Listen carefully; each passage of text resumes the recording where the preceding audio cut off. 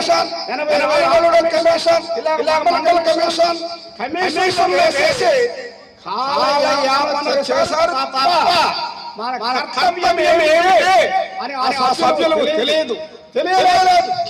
కానీ 2022 అక్టోబర్ 25న శ్రీకాకుళం జిల్లా పరిషత్లో మనం 23 కులాలను అందులో మన మత్స్యకార కులాలు కూడా ఉన్నాయి.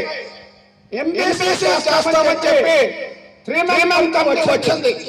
ముగ్గురు సభ్యుల కమిటీ మనల్ని అడిగింది.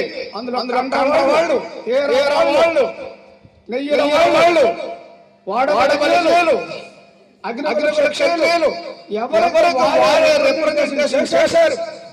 దాని ఫలితంగా ఒక్క కండ్రమోళ్ళకు మాత్రం బీసీడీ నుండి ఏదో ప్రోగ్రాంలో చేర్చారు. వాడవాళ్ళు పట్టించుకోలేదు. ఆ కమిటీ రిపోర్టు కాలదోషం అయిపోయింది. కానీ మనము పోరాడాల్సిన సమయం ఆసన్నమైంది.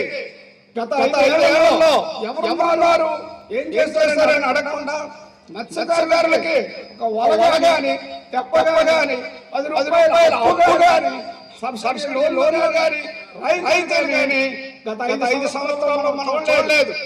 ఆక్వాకల్చర్కి మన మత్స్యకారుల గ్రాంట్ అంతా ఆక్వాకల్చర్కి ఇచ్చేసారు. మన మత్స్యకారులు సాంప్రదాయ మత్స్యకారులు సముద్రంలోకి ఎవరికి ఎటువంటి అప్పులు కానీ బోట్లు కానీ వలలు కానీ తెప్పలు కానీ ఎటువంటి సదుపాయాలు చేయలేదు. అంటే మనం మనుషులు ఈ రాజ్యాంగం మనకు ఆదరించదా? మన జాతి ఓట్ల కావాలా?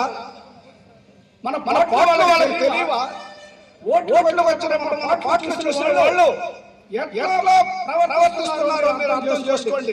అలాగే మనం వ్యతిరేకించడం లేదు. అందరినీ గౌరవిస్తున్నాం, అందరినీ ఆశీర్వదిస్తున్నాం, అన్ని ప్రభుత్వాలకు సహకరిస్తున్నాం.